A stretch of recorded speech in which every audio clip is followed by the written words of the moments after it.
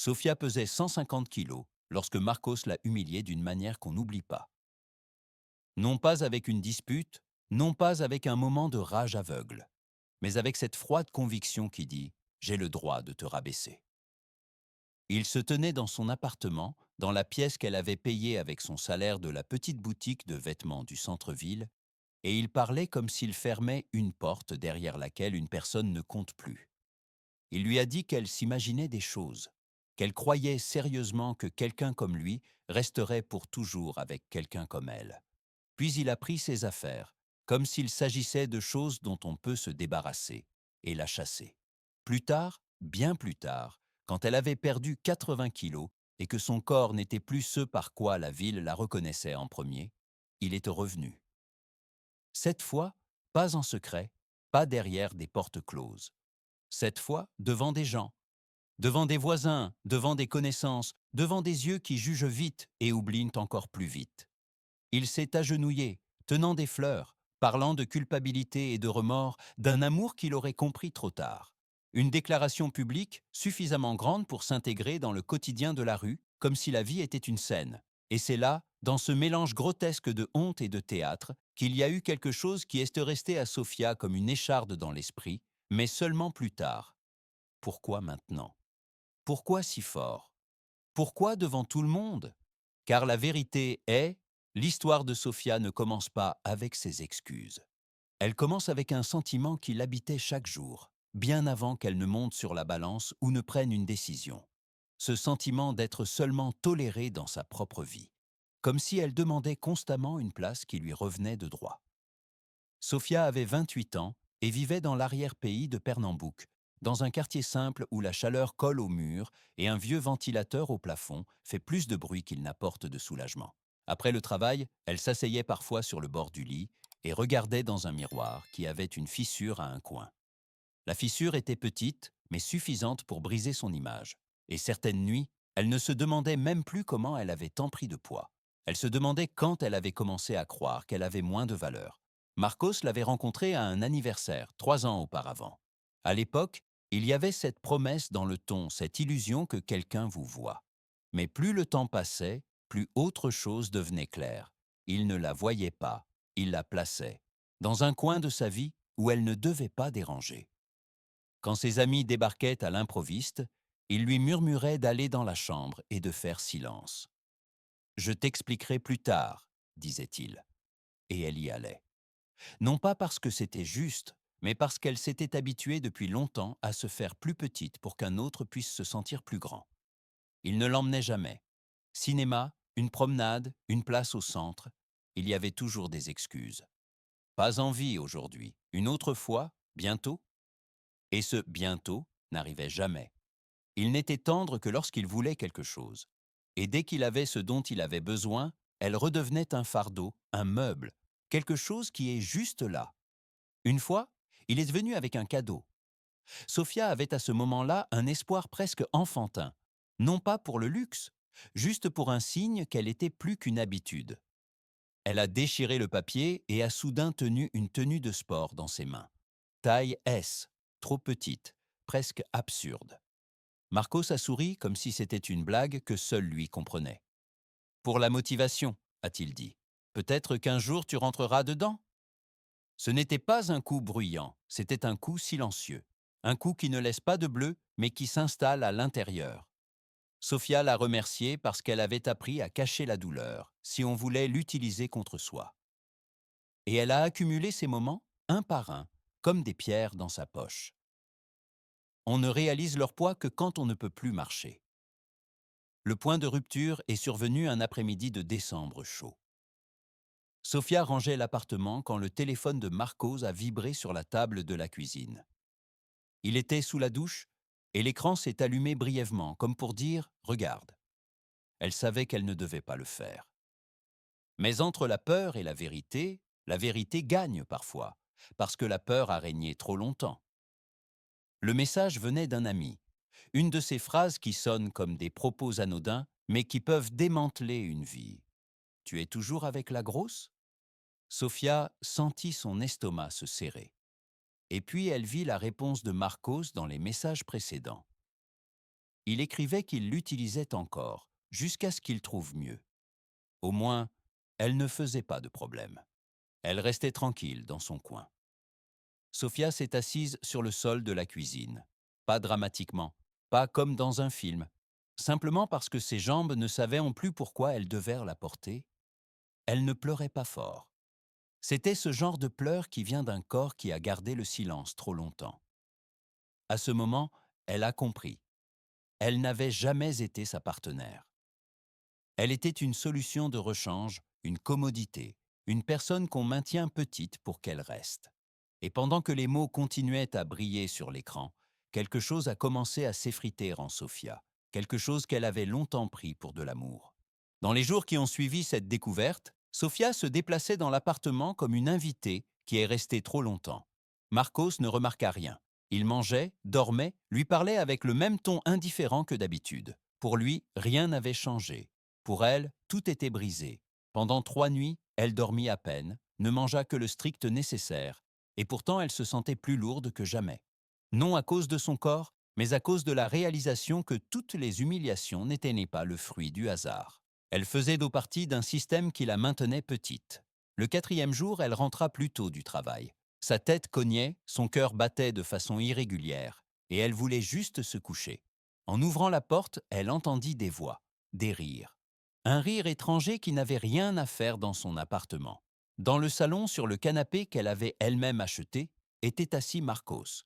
À côté de lui, une femme, mince, soignée, son corps si naturellement présent, comme si cet endroit avait toujours été destiné à elle. Un instant, Sophia resta immobile. Les sacs de course lui glissèrent des mains. Le bruit sur le sol fut la seule chose qui la trahit. Marcos leva les yeux. Pas d'effroi, pas de mauvaise conscience. Juste ce bref regard qui dit « Tu déranges, tu es en avance aujourd'hui », dit-il, comme si elle arrivait à l'improviste. La femme examina Sophia de la tête aux pieds et sourit avec dédain. « Alors c'est elle », dit-elle calmement. « Je comprends maintenant. » Sophia essaya de parler, mais sa voix sortit à peine. Elle ne posa pas de questions parce qu'elle voulait une réponse. Elle posa de questions parce qu'elle espérait encore se tromper. Marcos soupira, comme s'il devait expliquer l'évidence. Qu'elle ne fasse pas semblant d'être surprise. Qu'elle se regarde dans le miroir avant de faire des scènes. Il lui demanda si elle avait vraiment cru que quelqu'un comme lui resterait pour toujours avec quelqu'un comme elle. Puis il prononça la phrase qui mit fin à tout, que cette femme emménagerait bientôt, que Sophia avait jusqu'à dimanche pour prendre ses affaires et disparaître. Pas de cris, pas de scène, juste une décision froide, prononcée avec le calme d'une personne qui se sent sûre d'elle.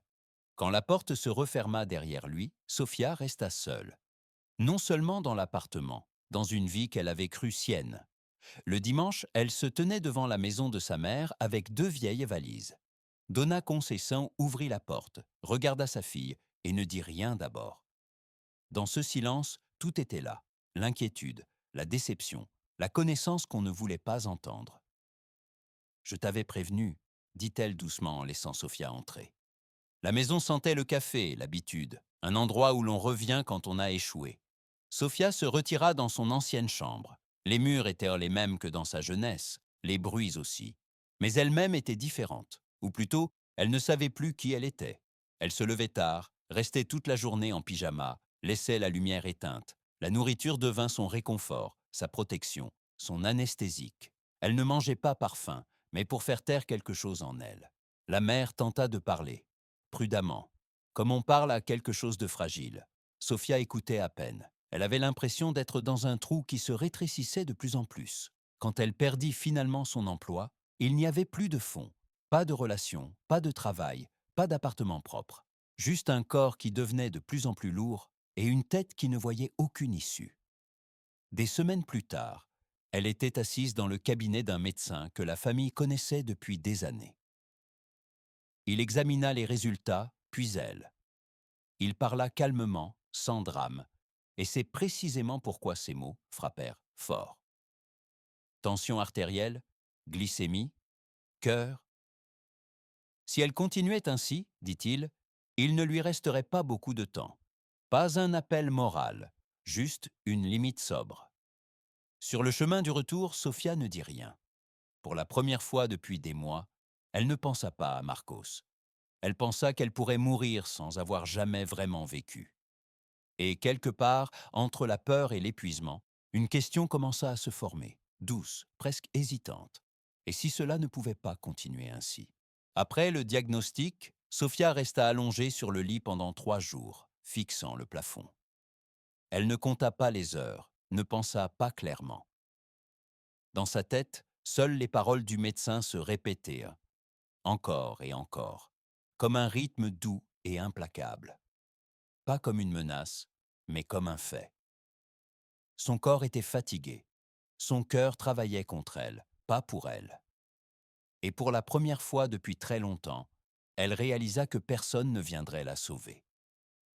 Le 4e jour, elle se leva, non par courage, mais par épuisement. Elle commença à ranger son ancienne chambre, plus par besoin de bouger que par amour de l'ordre. Sous le lit, elle trouva une vieille boîte à chaussures, poussiéreuse, oubliée. À l'intérieur se trouvait un album photo qu'elle n'avait pas ouvert depuis des années. Elle s'assit par terre et ouvrit la première page. Une fille de 8 ans, pieds nus dans la cour, riant, les genoux écorchés et les yeux brillants. Une autre page. 12 ans, un prix scolaire à la main, fière, droite. Puis une photo d'elle à 15 ans, mince, sûre d'elle, embrassée par des amis lors d'une fête. Sophia s'arrêta. Elle reconnaissait à peine cette fille, non pas à cause du corps, mais à cause du regard. Il y avait eu une fois quelqu'un qui avait cru en elle. Les larmes vinrent doucement, pas comme avant, pas désespérément. C'était un autre genre de pleurs, porté par une question qu'elle ne pouvait plus s'épargner. Quand avait-elle cessé de se prendre au sérieux? Quand sa mère rentra à la maison, elle trouva Sophia assise parmi les photos. Donna Conceição s'assit à côté d'elle sans un mot. Sophia montra les images et dit seulement « J'ai été heureuse un jour ». La mère resta silencieuse un instant, puis elle commença à raconter. À propos de la grand-mère que Sophia connaissait à peine, d'une vie avec un homme qui l'humiliait, de 20 années perdues, et du jour où cette femme était partie, sans plan, sans sécurité, juste avec la décision de ne plus vivre ainsi.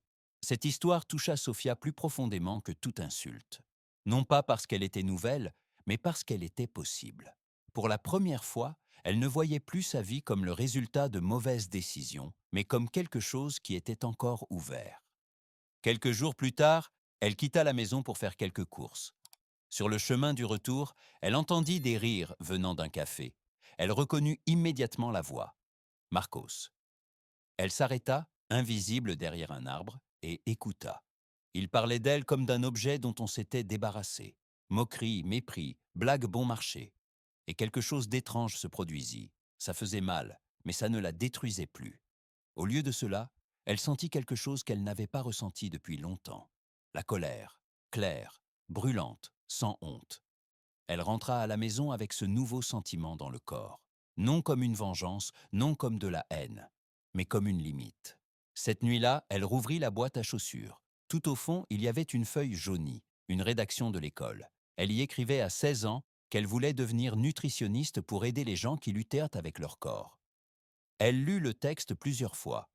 Chaque mot lui semblait un rappel de quelqu'un qu'elle avait trahi. Le lendemain matin, elle se réveilla tôt. Elle se tint devant le miroir brisé et se regarda. Non pas avec dégoût, non pas avec espoir, juste avec honnêteté. Et elle prit une décision. Pas une grande, pas une héroïque, juste celle-ci. Elle allait se battre, non pas pour récupérer ce qu'elle avait perdu, mais pour ne pas se perdre elle-même définitivement. Le premier pas fut sans éclat. Pas de grandes promesses, pas de gestes dramatiques. Sophia se leva tôt, alla dans la cuisine et vida le placard. Bonbons, biscuits, tout ce qu'elle avait utilisé comme sédatif ces derniers mois, elle le mit dans un grand sac. Sa mère entra, encore à moitié endormie, et la regarda comme si elle observait quelque chose de fragile. Sophia dit seulement qu'elle ne pouvait pas continuer ainsi. Donna Conceição hocha la tête, sans poser de questions. Parfois, l'approbation est plus silencieuse que les mots. Le corps résista immédiatement. Dès le premier après-midi, sa main chercha instinctivement quelque chose de sucré. Ne trouvant rien, elle s'enferma dans sa chambre et pleura. Non de faim, mais de perte. La nourriture avait été sa protection, son ami, son réconfort. Maintenant, il n'y avait que le vide. Elle coupa quelques fruits, mangea lentement, se força à sentir chaque bouchée. Ce n'était pas une victoire, c'était une épreuve. Le lendemain matin, elle enfila une vieille paire de baskets et sortit, avant même que le soleil ne se lève. La rue était silencieuse, comme si elle n'appartenait à personne. Après quelques minutes, elle était à bout de souffle. La sueur lui coulait dans le dos, ses jambes lui faisaient mal. Elle s'assit sur le trottoir et pensa à faire demi-tour. Mais elle se souvint alors des paroles du médecin et de la fille sur les photos. Elle se releva et continua.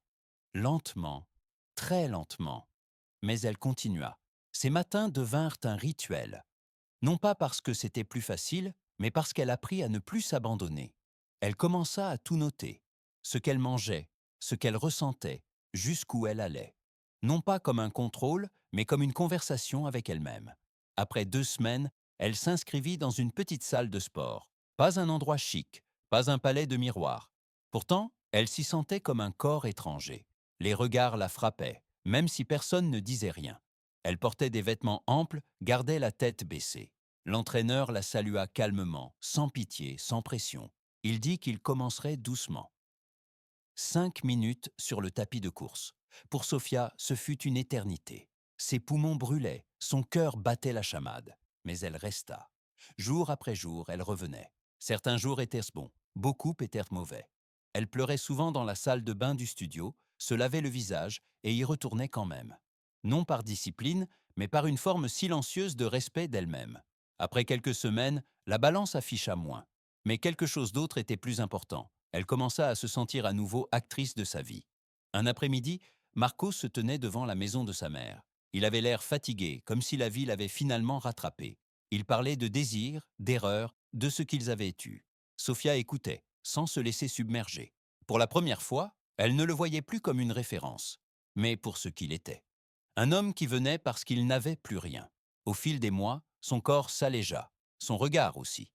Elle acheta de nouveaux vêtements, une taille plus petite, et fut effrayée par le sentiment de prendre de la place. Elle commença à étudier le soir, s'inscrivit à un cours de nutrition. C'était épuisant, mais ça lui semblait juste. Sophia ne savait pas encore où ce chemin l'amènerait. Elle savait seulement qu'elle n'était plus prête à revenir en arrière, ni vers lui, ni vers la femme qu'elle avait été. L'été passa, le suivant arriva. Chaque mois, quelque chose changeait chez Sophia, pas seulement sur la balance. Ses mouvements devinrent plus sûrs, sa respiration plus calme, ses pensées plus claires. En ville, les gens commencèrent à la regarder différemment. Certains ne la reconnaissaient plus, d'autres la félicitèrent soudain pour des choses qui avaient toujours été là. Beauté, discipline, volonté. Sophia prenait note de ces mots, mais elle ne les laissait plus l'atteindre. Elle savait désormais à quel point la reconnaissance peut être éphémère.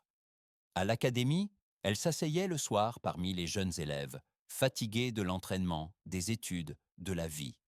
Pourtant, chaque fois qu'elle comprenait un nouveau sujet, elle ressentait une joie tranquille. Non pas parce qu'elle prouvait quelque chose, mais parce qu'elle se souvenait pourquoi elle était là. Elle n'étudiait pas pour plaire à quelqu'un. Elle étudiait pour se prendre au sérieux. Marcos réapparaissait sans cesse. Parfois par hasard, parfois de manière trop délibérée pour être un hasard. Des messages qu'elle laissait sans réponse. Des rencontres qu'elle écourtait. Il parlait de changement, de prise de conscience, de remords. Sophia écoutait les mots, mais elle y entendait aussi l'ancien. L'impatience, l'exigence, le besoin de jouer à nouveau un rôle dans sa vie. Puis vint ce soir-là. Marcos se tenait devant la maison, tiré à 4 épingles, avec des fleurs, avec un sourire plus grand que l'occasion. Il avait invité des voisins, des connaissances, des gens qui regardaient avant de comprendre. Il s'agenouilla, parla fort pour que tous puissent l'entendre. Il dit qu'il l'aimait, qu'il l'avait toujours aimé, qu'il avait fait des erreurs et demandait maintenant pardon. Sophia se tenait là, sous la lumière de la rue, entourée de regards. Un instant, elle sentit la vieille tentation, le désir que tout cela puisse enfin être vrai, que la douleur ait eu un sens. Elle ne dit pas oui, elle ne dit pas non, elle dit qu'elle devait réfléchir. Marcos sourit, comme s'il avait gagné. Cette nuit-là, Sophia dormit à peine. Les voix des gens résonnaient en elle. L'attente, le romantisme, le récit que d'autres avaient déjà écrit pour elle. Le lendemain matin, elle alla à l'église, s'assit dans une des dernières rangées et y resta longtemps. Elle ne demanda pas un signe, elle demanda de la clarté. Alors qu'elle traversait la place plus tard, elle entendit des voix. Elle reconnut les amis de Marcos, elle entendit son nom. Et puis elle entendit tout, les rires, les mots, la vérité, un pari, 50 réais, un défi entre hommes pour savoir s'ils réussiraient à reconquérir la grosse ex. Sophia s'arrêta. Le monde devint silencieux, non pas parce que ça lui coupait le souffle, mais parce que quelque chose se mettait en ordre. Les fleurs, les larmes, le fait de s'agenouiller, tout reprenait sa place. Ce n'avait pas été une déclaration d'amour, c'était un jeu, et elle était l'enjeu. Elle rentra chez elle, calme, presque sereine. Cette nuit-là, elle lui écrivit un message, court, clair. Elle le remercia de lui avoir rappelé une fois de plus pourquoi elle était partie, et que sa réponse était définitivement non. Le lendemain matin, Marcos se tenait devant la maison, comme s'il y avait passé la nuit. Il la regarda comme si elle lui devait quelque chose. Une explication, un retour à l'histoire qu'il avait commencé à raconter. Alors que Sophia voulait passer devant lui, il lui attrapa le bras. Pas fermement, pas brutalement, mais assez résolument pour montrer qu'il se sentait toujours dans son droit. Elle s'arrêta. Pour la première fois, non par peur, mais par détermination.